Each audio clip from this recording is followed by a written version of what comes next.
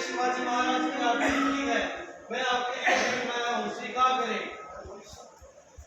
सावरकर जी, आपका काव्य ज्ञान तो बहुत ही अच्छा है। इसको हम शिवाजी महाराज की जयंती के अवसर पर उपयोग करेंगे। धन्यवाद तिलक जी। मैंने भी आपके लिखे लेख, आपके समाचार पत्र मराठा के माध्यम से पढ़े हैं, जिनको पढ़कर मेरे अंदर भी स्वराज्य का जज्बा जागा है और मैं भी आपकी इस जंग में आपका भागीदार बनना चाहता हूँ। कृपया मुझे भी अपनी इस जंग में शामिल करें और मैं विदेश आगे की पढ़ाई के लिए जा रहा हूँ। मैं अपनी स्वराज्य के लोगों को वहां जाकर भी चलाऊंगा और वहां के लोगों को बताऊंगा कि किस प्रकार अंग्रेजी हुकूमत हम भारतीयों पे अत्याचार कर रही है। तो मुझे आशीर्वाद दे कि मैं अपनी इस यात्रा में सफल हूँ। यशस्वी भव। अंग्रेज हम भारतीयों को जुल्म कर रहे हैं और वो क्या समझते हैं कि उन्होंने हमारा 1857 का संग्राम विद्रोह घोषित कर दिया। मैं इस पर एक किताब लिखूंगा और जनता तक सच्चाई लाऊंगा और अपने क्रांतिकारी भाइयों के लिए यहाँ पर स्वराज्य का लौ जलाऊंगा और उनके लिए हथियार गोला बारूद इकट्ठा करूंगा और अपने क्रांतिकारी भाइयों के लिए आधुनिक हथियार उपलब्ध करवाऊंगा। ये मैं पिस्टल भेज रहा हूँ अपने क्रांतिकारी भाइयों के लिए। अब ये देखना है कि वो इसका क्या इस्तेमाल करते हैं। तुम मुझे 50 साल काला पानी की सजा दे रहे हो। पहले ये तो सुनिश्चित कर लेते कि तुम्हारी सरकार अपने समय के लिए रहेगी भी या नहीं। तुम क्या सोचते हो? तुम आजादी की लौ को बुझा दोगे इस देश के लिए? एक सावरकर तो क्या हजारों जिंदगियां कुर्बान हैं। जो लो हमने लोगों के दिलों में जलाई है वो हमेशा जलती रहेगी। भारत माता की जय! भारत माता की जय!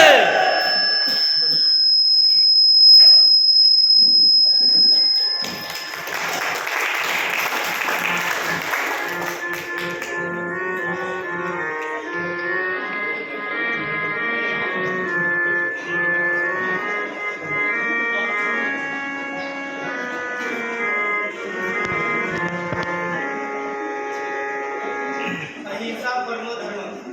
अहिंसा से बढ़कर कोई भी धर्म नहीं हो सकता। मैं सत्य और अहिंसा के मार्ग पर चलकर ही आजादी हासिल करूंगा। इसके लिए मुझे जन समुदाय को एकत्रित करना होगा और उनमें स्वदेशी प्रेम जागृत करना होगा। इसके लिए मेरे चरखा जैसा शस्त्र दिया है ताकि वो भारत में निर्मित वस्त्रों का इस्तेमाल कर विदेशी वस्त्रों का बहिष्कार कर सके।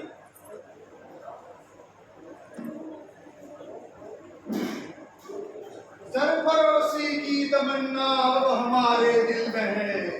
देखना है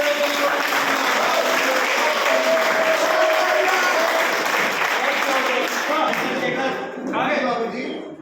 मैं तुम्हारी हिंसा के मार्ग में तुम्हारा साथ नहीं दे सकता क्योंकि मैं रक्तपात के पक्ष में बिल्कुल भी नहीं हूँ। तुम्हें मालूम होगा कैसे अग्निमान नामक तुलू डाकू को महात्मा बुद्ध ने अपनी विचारधारा से एक भिक्षु बना दिया था। मैंने चरखा और सत्याग्रह जैसे शस्त्र जनता को प्रदान किए हैं और हम इसी मार्ग पर चलकर ही आजादी हासिल करेंगे। बाबूजी, हम चरखा और अहिंसा के मार्ग पर चल के आजादी अंग्रेजों से नहीं लड़ सकते। हमें संघर्ष करना पड़ेगा, हमें अंग्रेजों से लड़ना पड़ेगा, हमें क्रांति ही तैयार करने पड़ेंगे। और हम ये मेरे पास जब तक बम भूखा रहे मैं अंग्रेजों से इससे लड़ूंगा और जब तक मेरे पास बम भूखा रहे मुझे कोई मार नहीं सकता। मैं आजाद हूँ और आजाद हूँ। मैं तुम्हारा साथ नहीं दे सकता। मैं सत्य और अहिंसा के मार्ग पर ही आगे बढ़ूंगा। मगर हमें अंग्रेजों से लड़ने के लिए हमें एक क्रांतिकारी संगठन तैयार करना पड़ेगा और इस संगठन के लिए हमें धन की आवश्यकता होगी और ये धन हम अंग्रेजों का खजाना लूट के ही इकट्ठा करेंगे और हमारे क्रांतिकारी संगठन को आगे बढ़ाएंगे। इनकलाब जिंदाबाद! इनकलाब जिंदाबाद! जिंदाबाद! जिंदाबाद! आओ उधम सिंह। प्रणाम पंडित जी, प्रणाम।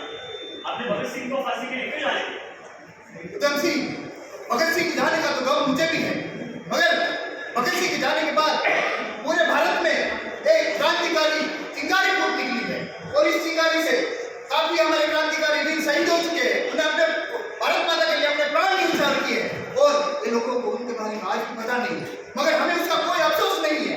हम तो हमेशा मतलब के ये थे और आजाद ही रहे। इनकलाब जिंदाबाद।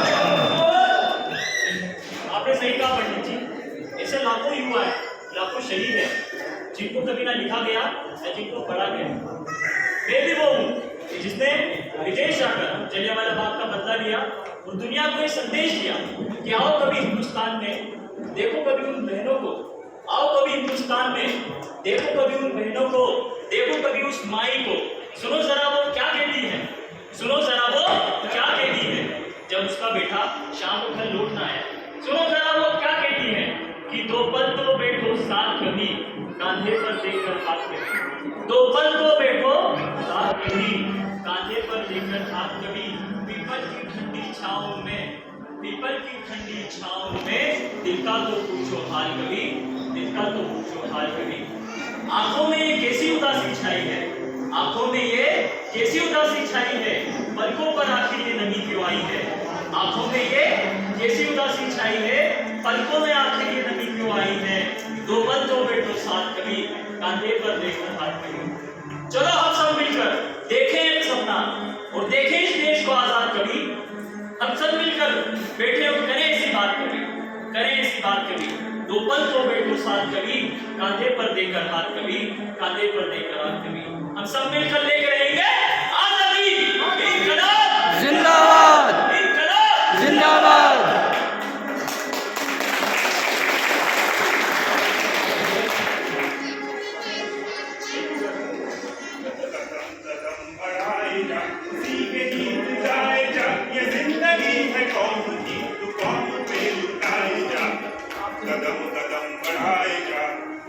साथियों, आज हमारे आगे सबसे बड़ी समस्या है, हमें अपने सारी ताकतों को एकत्र करके इस अंग्रेज हुकूमत के खिलाफ लड़ना है। भारत अब गुलाम नहीं रहेगा और ना ही कोई भी ताकत भारत को गुलाम रख सकती है। इस अंग्रेज शासन का निर्माण केवल और केवल हमारी जंजीरों की बेड़ियों को और मजबूत करने के लिए बनाया गया है, जो हमें बिल्कुल भी स्वीकार नहीं है। साथियों, आजादी की कीमत चुकानी होती है और आजादी की एक ही कीमत है, वह है शहादत। आओ, मैं तुम्हारे आगे आह्वान करता हूं, तुम मुझे खून दो, मैं तुम्हें आजादी दूंगा। जय हिंद, जय हिंद, जय हिंद, जय हिंद, जय हिंद, जय हिंद। अरे आइए सर। जय हिंद नेताजी। अभी दूसरा विश्व युद्ध चल रहा है, यही बिल्कुल सही समय है हमारे लिए। आपका इसमें क्या विचार है? बिल्कुल वही विचार है जो आपके विचार है। हम अधिक से अधिक लोगों को सेना में भर्ती करेंगे। हम लोगों को तो भर्ती कर लेंगे, पर उन्हें एकजुट और उन्हें हथियार कहां से मुहैया कराएंगे? सावरकर जी, मेरा मत ये है, हम अधिक से अधिक लोगों को सेना में भर्ती करने के लिए बोलेंगे और उन्हीं हथियारों का उपयोग हम अंग्रेजों के खिलाफ लड़ने के लिए करेंगे। ये मेरा भी यही विचार था। जय हिंद, जय हिंद।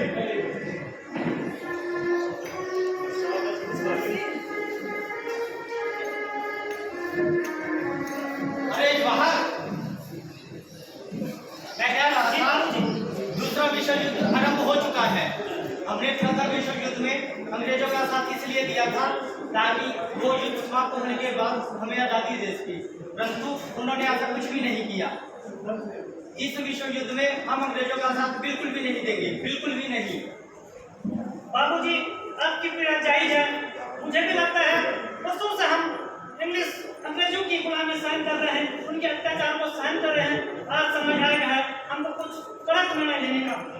आज बाहर, अब समय आ गया है जब कठिन निर्णय लेना होगा। अब अंग्रेजों को बताना होगा, अंग्रेजों भारत छोड़ो, चले जाओ यहाँ से। जी बाबूजी। जी बाबूजी, और यही नारा हम पूरे देश में फैलाएंगे। अल्लाह भाई, मुझे माउंट बेटन की जो चाल लग रही है, वो भारत का विभाजन करना चाहते हैं।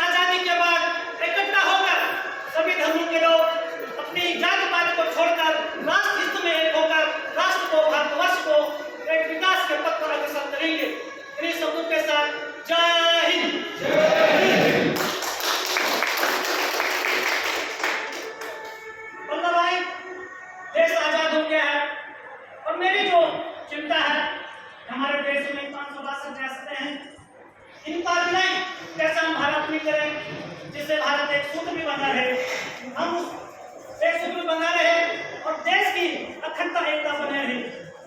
नेहरू जी, मैं आपको विश्वास दिलाता हूँ कि ये 562 रियासतें भारत में विलय करने का जिम्मा मैं अपने ऊपर लेता हूँ और मुझे पूर्ण रूप से विश्वास है कि मैं इसमें सफल होऊंगा। मैं इस कार्य के लिए आपको शुभकामना देता हूँ सरदार भाई, आप इस कार्य को सफल करेंगे।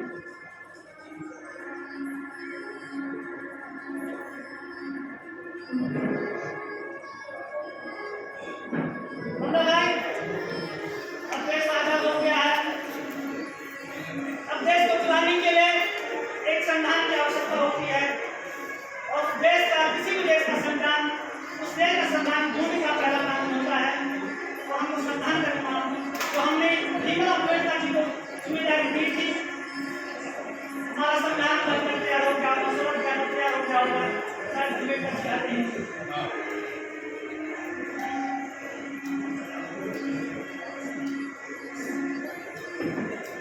जवाहर जी, आपने हमें जो जिम्मेदारी दी थी इसको पूरा करते हुए हमने संविधान का पूर्ण मसौदा तैयार कर लिया।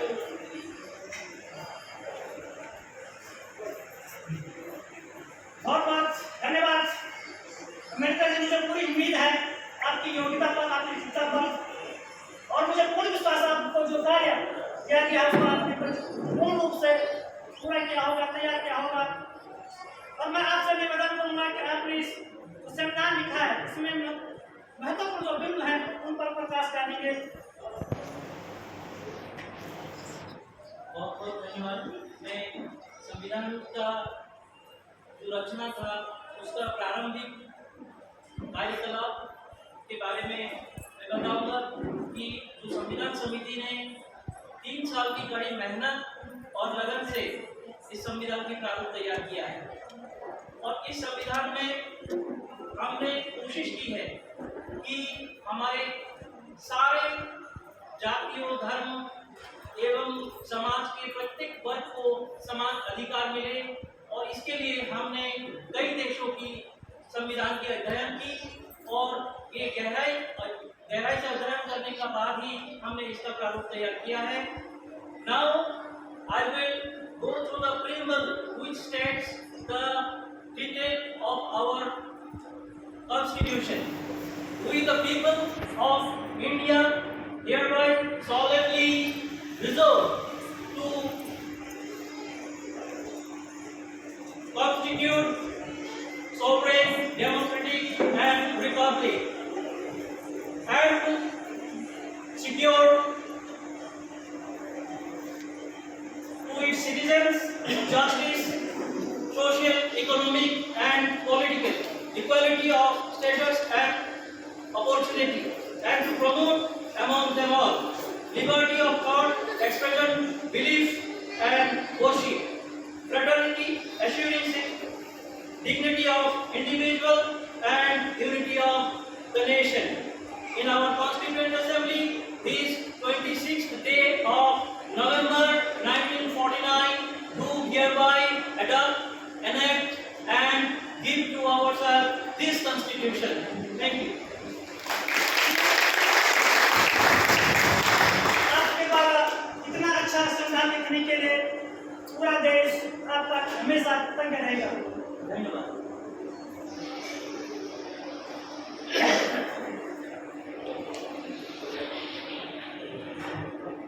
आज हमारा देश आजाद हो गया है, लेकिन हमारे पास जो चुनौतियां हैं देश को फिर से कैसे हम खड़ा करें। मुझे लगता है कि हमको देश के जो हमारे बुजुर्ग हैं, जो हमारे पुराने लोग हैं, उनकी जो मेहनत है, उनके अनुभव से हमको कुछ सीखना चाहिए, उनका आशीर्वाद हमको चाहिए होगा।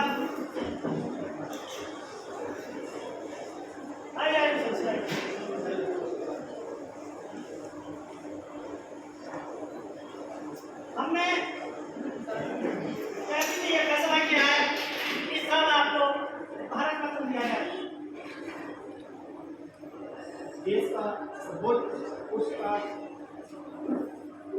चुनने के लिए आपका तहे दिल से धन्यवाद है।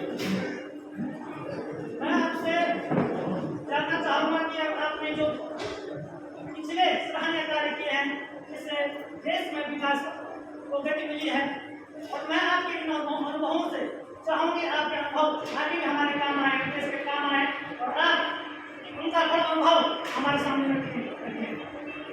हमने कावेरी नदी पर कृष्णाराज सागर बांध का निर्माण किया, ऑटोमेटिक फ्लड कंट्रोल गेट्स का आविष्कार किया, जो कि पानी की बढ़ोतरी और पानी की कमी के साथ खुलते और बंद होते हैं। इस तकनीकी का हमारा विश्व में बहुत ज़्यादा प्रशंसा की। इस तकनीक को हमने पुणे में वासना बांध में इसका उपयोग किया, इसका पेटेंट अपने नाम पे करवाया। आज यूरोप के साथ साथ विश्व के अन्य राष्ट्र भी इस तकनीक को अपना रहे हैं। देश की उन्नति को बढ़ाने के लिए मेरा मानना है कि किसी भी राज्य की प्रकृति में उद्योगों का एक बहुत बड़ा महत्व होता है। हमने उद्योग स्थापित किए, उद्योगों को पैसा कहां से आए, इसके लिए हमने बैंक की स्थापना की। जनता की शिक्षा के लिए प्राथमिक शिक्षा को अनिवार्य किया, लड़कियों को शिक्षा मिले इसके लिए हमने पहल की। ये सब कार्य करने के बाद हम एक विकसित समृद्धशाली राष्ट्र बनाने में कामयाब हो गए। धन्यवाद।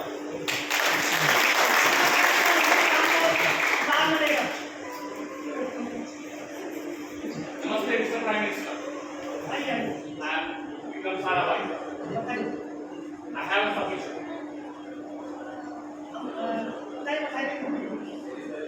We do not have a ministry for space program.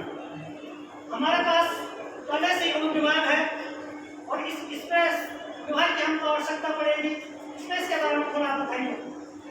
Having space program will help India for the satellite communication and satellite remote sensing natural resource research. Directly, it will be a good boom for mankind and the society of India. मुझे लगता है जो आपने जो बताया है और इन बातों पर हम विचार करेंगे और मैं एक कमेटी का इसमें गठन करूंगा और उसकी अध्यक्षता आपको सौंप रहा हूं और आप पूरा अध्ययन कर एक ड्राफ्ट तैयार करके प्रधानमंत्री कार्यालय को दीजिएगा। My honor, Mr. President, having space program will develop India, for which I need to get myself connected to NASA and understand what's the atmospheric requirement to set up a launching station. I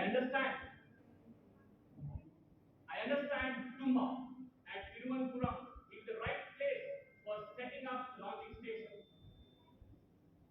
as it is very close to the Earth equator, Earth magnetic equator. In addition to this, I need to form an association for space program, and for which I will be leading.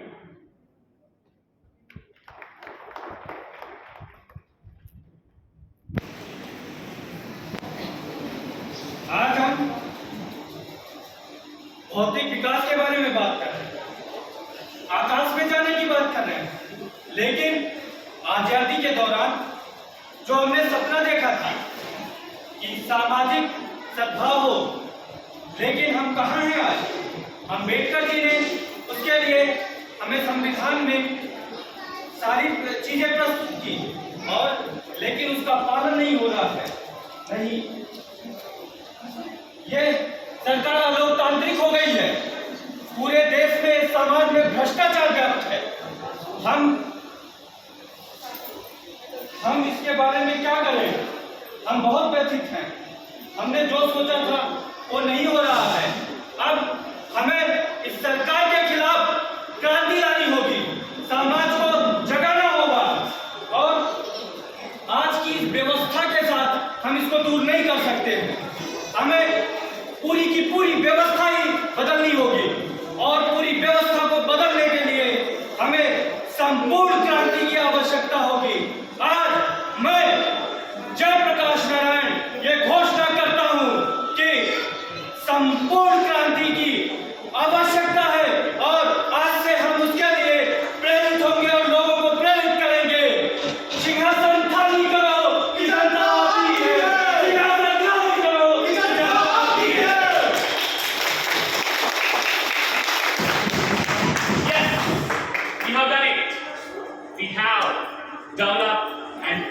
the Space Research Organization of India, ISRO.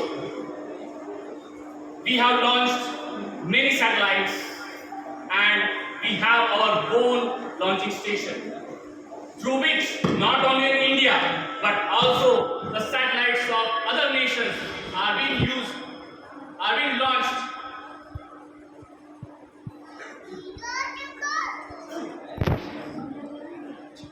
We are proud that the space technology has developed so drastically that today we have touched Mars.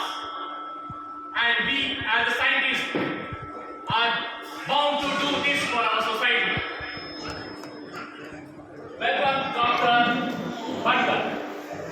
Thank you, Dr. Vikram.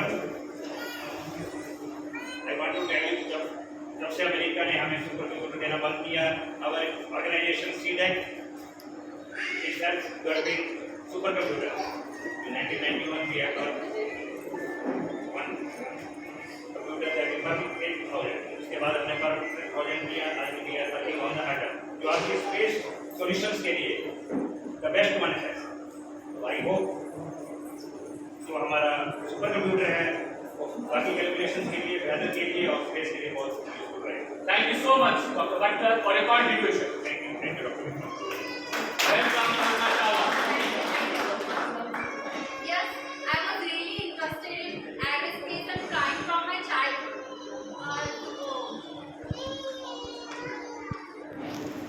Do something if you want to do it, and you are only follow your goals and not enjoying your path. I think you are cheating on yourself. Thank you, Sara bhai. So, आपने aerospace programme की शुरुआत की, इसकी वजह से मैं आज एक एस्ट्रोनॉट बनी और मुझे स्पेस में जाने वाले पहले भारतीय of my self and I feel proud of my country. Thank you.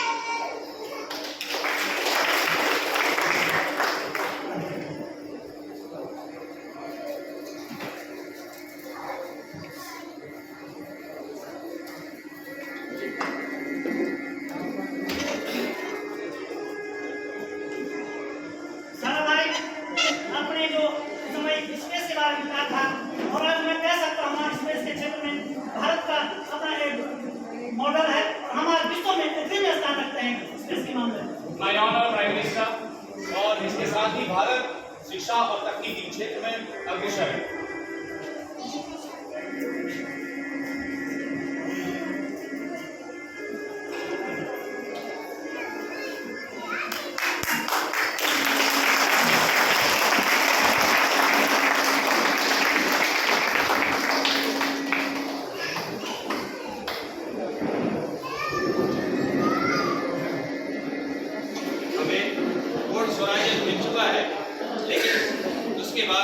समाज के काफी वर्गों के लिए बहुत कुछ हुआ है, लेकिन अभी भी काफी कुछ किया जाना बाकी है. आज भी भारत सरकार द्वारा महिलाओं के उत्थान के लिए बहुत कुछ किया जा रहा है, लेकिन क्या महिला सशक्तिकरण हो गया है? क्या महिलाओं के अत्याचार खत्म हो गए हैं? आज भी समाज में जो प्रथाएं फैली हैं, जिनके लिए मैंने आंदोलन किया, वो पूर्ण रूप से उत्थान हो चुका है. अभी भी हमें बहुत कुछ करना होगा. इसीलिए तो हमने संविधान के द्वारा सबको समान अधिकार और समान सुविधाएं देने की प्रयत्न की है. जी अम्बेडकर, आपने अपने संविधान में सारी व्यवस्थाएं दी, लेकिन आज इन व्यवस्थाओं में ही भ्रष्टाचार उत्पन्न हो गया है, जिस भ्रष्टाचार के खिलाफ हमने लड़ाई की. आज़ादी के बाद मैंने राम राज्य की कल्पना की थी. आज़ादी के 75 वर्ष बाद हमने कई क्षेत्रों में उन्नति प्राप्त की है, परंतु राम राज्य की स्थापना के लिए अभी भी कई कार्य करने बाकी है. अंग्रेजों के अत्याचार के खिलाफ हमने जो पहली आज़ादी की जंग शुरू करी थी, आज हमारा देश स्वतंत्र हो चुका है और उन्नति भी कर रहा है. गुरुग्राम अनेक विद्रोह के कारण आज भगवा राज का सपना पूरा हुआ. आज हम आजाद हैं. जी हाँ, आपने बिल्कुल सही कहा. आज भारत प्रगति के पथ पर अग्रसर है, परंतु अभी हमें और भी बहुत कुछ करना बाकी है. सही बात है. इस आजादी को पाने के लिए हमने और हमारे जैसे बहुत सारे लोगों ने अपनी आहुति दी है. इस हमारे सपनों में हमने बहुत कुछ सपने पूरे कर लिए हैं और बहुत कुछ अभी पूरे होने बाकी हैं. हमारे इन अधूरे सपनों को कौन पूरा करेगा? हम करेंगे.